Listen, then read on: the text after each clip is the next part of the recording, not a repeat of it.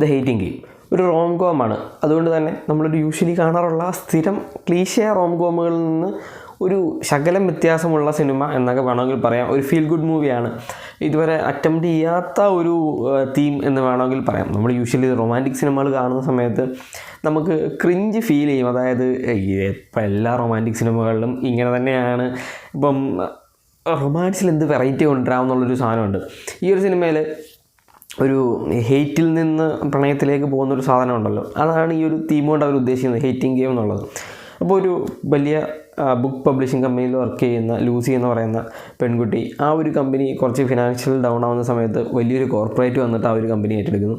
അപ്പം ആ ഒരു ഏറ്റെടുക്കുന്ന സമയത്ത് ഈ ജൂനിയർ എക്സിക്യൂട്ടീവായിട്ട് 2 പേര് വരുന്നു. അതായത് ലൂസിക്ക് ഓപ്പോസിറ്റ് അപ്പുറത്തെ കമ്പനിയിൽ നിന്ന് ജോഷുവ എന്ന് പറയുന്നൊരു ക്യാരക്ടർ വരുന്നു. ഇവർ തമ്മിൽ അങ്ങോട്ടും ഇങ്ങോട്ടും ഒരു കീരിയും പാമ്പ് അല്ലെങ്കിൽ ടോമാഞ്ചറി സാധനമാണ്. ഇവർ രണ്ട് തോട്ട് പ്രോസസ്സുള്ള ആൾക്കാരാണ്. മറ്റേതൊരു കോർപ്പറേറ്റ് കമ്പനി, ഇതൊരു കൊച്ചു കമ്പനിയാണ്.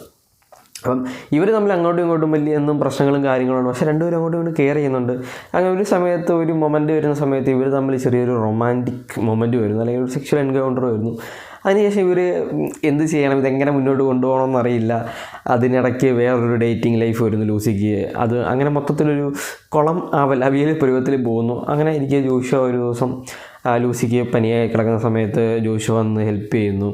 അതിനുശേഷം അതായത് ജോഷുവയുടെ ബ്രദറിൻ്റെ വെഡ്ഡിങ് ഡേറ്റ് ആയിട്ട് ലൂസിയെ കൊണ്ടുവന്നു. അങ്ങനെ ലൂസി ജോഷുവയുടെ ലൈഫ് അറിയുന്നു. ജോഷു എന്തൊക്കെ ലൈഫിലൂടെയാണ് കടന്നു വന്നത്, എന്തൊക്കെ സർവൈവ് ചെയ്തിട്ടാണ് വന്നതെന്നൊക്കെ അറിയുന്നു.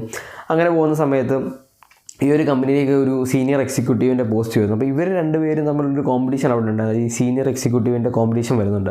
അപ്പോൾ ഇതിൽ ആര് സീനിയർ എക്സിക്യൂട്ടീവ് ആകും എന്നുള്ളതിനൊരു ചോദ്യമുണ്ട്. അപ്പോൾ ജോഷു ആകും എന്നാണ് എല്ലാവരും കരുതിയിരിക്കുന്നത്. അപ്പം ഈ ഒരു പ്രണയം നടിച്ച് ജോഷുവ ലൂസിയെ തേക്കുന്നതാണോ എന്ന് ലൂസിക്ക് ഒരു ഡൗട്ട് വരുന്നു. ഒരു മൊമെൻറ്റിൽ ലൂസി അങ്ങനെ കരുതിയിട്ട് ജോഷുവായിട്ട് പ്രശ്നമാക്കിയിട്ട്, അല്ലെങ്കിൽ ആ ഒരു ഇത് ബ്രേക്കപ്പായി പോകുന്നു. അങ്ങനെ ഫൈനലി ജോഷുവ ലൂസിക്ക് വേണ്ടി തൻ്റെ ആ ഒരു പൊസിഷൻ സാക്രിഫൈസ് ചെയ്യാമെന്നൊക്കെ അറിഞ്ഞിട്ട് ആ ഒരു മൊമെൻറ്റിൽ ലൂസി എന്താണ് ആ ഒരു പ്രണയം വീണ്ടെടുക്കുന്നതൊക്കെയാണ് സിനിമ പറഞ്ഞു പോകുന്നത്. നമ്മൾ സാധാരണ കാണുന്ന സിനിമകളിൽ നായകൻ നായികയെ കാണുന്നു, അവർ തമ്മിലൊരു പ്രണയം വരുന്നു, അതിനുശേഷം ഒരു വഴക്ക് വരുന്നു, വീണ്ടും അത് പച്ചപ്പാവുന്നു, വീണ്ടും ഒരു പ്രശ്നം വരുന്നു. അങ്ങനെയാണ് സിനിമ പോകുന്നത്. പക്ഷേ ഇവിടെ മൊത്തത്തിൽ പ്രശ്നമാണ്. അതിനകത്ത് കുറച്ച് മൊമെൻറ്റ്സിൽ മാത്രമേ ഇവർ തമ്മിൽ ഒന്നിച്ച് പോകുന്നുള്ളൂ. അതേ സമയമല്ല ഇവർ അങ്ങോട്ടും ഇങ്ങോട്ടും മുട്ടനടിയും വഴക്കുകയൊക്കെയാണ്. അപ്പം അങ്ങനെ പോകുന്ന സിനിമകൾ വളരെ ചുരുക്കമാണ്. പക്ഷേ ഇതിനകത്തെ നായിക നല്ല രസമാണ്. പക്ഷേ നായകൻ അത്രയ്ക്ക് അങ്ങോട്ട് പോരാന്നാണ് എനിക്ക് ഈ സിനിമ ഉണ്ടാകുമ്പോൾ തോന്നിയത്.